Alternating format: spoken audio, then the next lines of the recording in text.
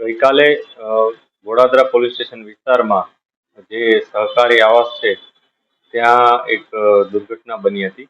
આમાં બનાવ એ રીતના હતો કે એક વ્યક્તિ i20 ગાડી લઈ અને ત્યાંથી પસાર થયો અને આવાસમાં આવવાનો જ્યારે એણે પ્રયાસ કર્યો ત્યારે આવાસનો જે ગેટ હતો એ ગેટને એણે ટક્કર મારી અને આ ગેટ જે ત્યાં એક નાની દીકરી રમતી હતી એના ઉપર પડ્યો અને આ ગાડી ચલાવનાર વ્યક્તિએ આ ગેટ જે દીકરી ઉપર પડ્યો હતો એના ઉપરથી ફરીથી ગાડી ચલાવી દીધી. એટલે બે વાર આવી રીતના એણે હરકત કરી અને જે નાની દીકરી હતી એનું મૃત્યુ નિપજાવ્યું.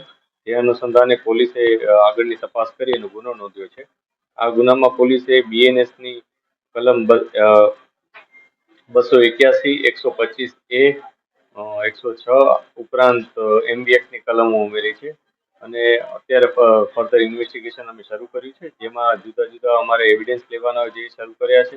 આ ઉપરાંત જે આરોપી છે એની ધરપકડ પોલીસે કરી લીધેલ છે, એનું મેડિકલ પણ અમે કરાવેલ છે, જેથી ફર્ધર અમને કોઈ એવિડન્સ મળશે એ મુજબ આગળની કાર્યવાહી કરવામાં આવશે.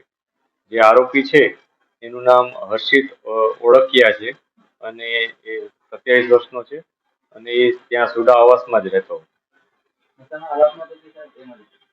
એ બાબતની અમે મેડિકલ અત્યારે ઇન્ક્વાયરી કરાવડાવી છે અને જે પણ એમાં અમને વિગત મળશે એ મુજબ આગળની કાર્યવાહી કરશું.